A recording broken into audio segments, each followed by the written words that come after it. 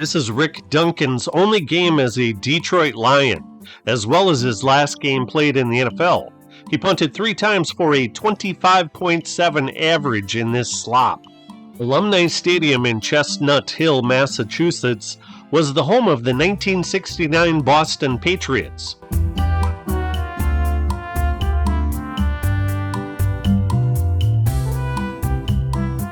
This fan may have been overserved.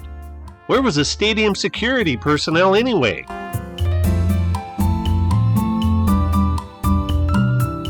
Mud wasn't the playing field condition problem in Cincinnati in Week 6.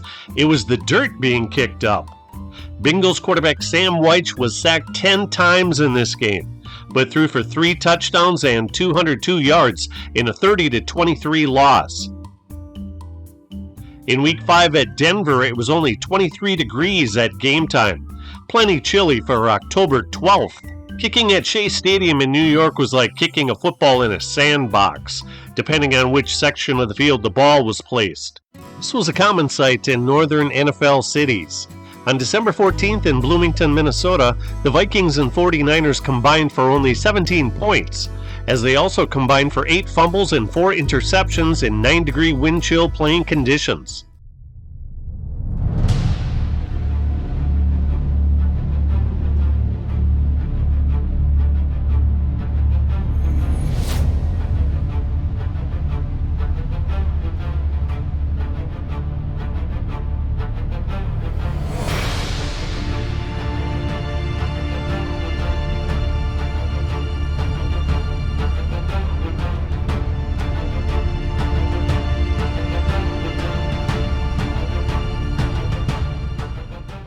I don't know why they didn't sweep or shovel the back of the end zone lines, because how could the officials have determined whether or not this catch was in bounds?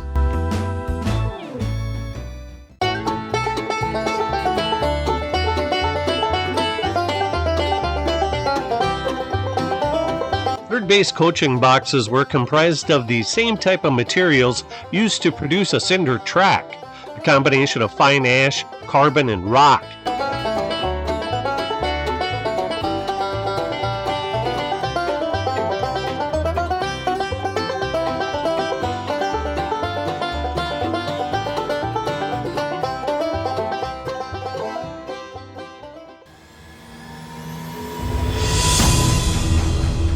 Rams left tackle Charlie Cowan was a tough guy.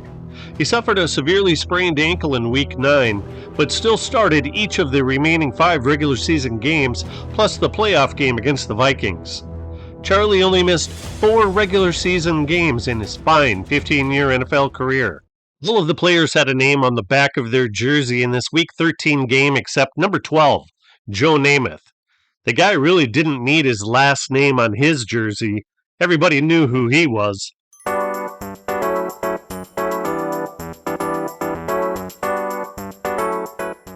This Packers-Vikings game was played on October 5th at the University of Minnesota's Memorial Stadium, since the Minnesota Twins played host to the Baltimore Orioles in Game 2 of the first American League Championship Series. Baltimore won the game 1-0 on an 11th inning run scored by Boog Powell. Number 19 John Unitas hooked up with number 28 Jimmy Orr on a 41-yard scoring strike in Week 1. Earlier in the year, January 12th, quarterback Earl Morrall failed to locate a wide-open Orr on a flea flicker play in Super Bowl III against the Jets. Morrall's pass was intercepted, and it was the key play in the Colts' loss. Orr is a very underrated receiver who caught 400 passes for 7,914 yards, 66 touchdowns, and a terrific 19.8 yards per catch. 3 times he led the NFL in yards per catch. Not bad statistics for a 25th round draft pick by the Rams in 1957. Lions placeholder Wayne Rasmussen didn't wear a face mask when performing those duties. Neither did Bears punter Bobby Joe Green. 1969 was the only season of his 14-year career in which his yards per punt was less than 40, 39 yards even. His fortunes would turn in 1970 when he made his only Pro Bowl team. In Week 5, Green's punt was blocked and recovered by number 57 Mike Riley. It was the third and final block punt of Green's career, in which he punted 970 times. Here's something that you don't see very much, if at all, since 1967, a jump pass. Quarterback Joe Kapp finished second in the NFL MVP voting in 1969. His favorite passing target was number 84, Gene Washington, who made second-team All-Pro on the basis of 39 catches, good for 9 touchdowns and at 21.2 yards per catch, which was second best in the league.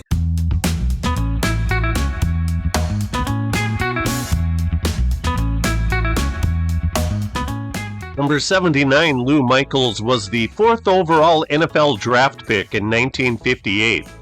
1969 was the first year that he didn't perform double duty as a kicker and defensive lineman since his rookie year. The Browns' Don Cockcroft performed double duty as their punter and kicker every year from 1968 through 1976. The Cowboys' rookie quarterback Roger Staubach connected with their 1968 first-round draft pick Dennis Holman on a long gainer in Week 1 at home in the Cotton Bowl. Notice that there are 2 yard line markers every 10 yards.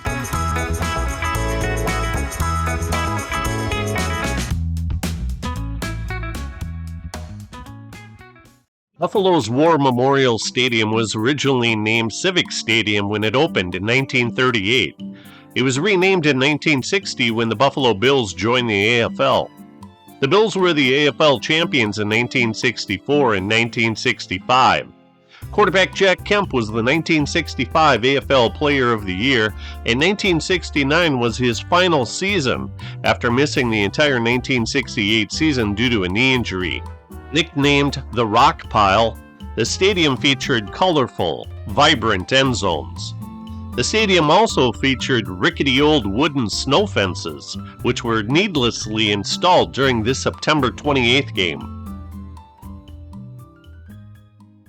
The Cincinnati Bengals called Nippert Stadium home.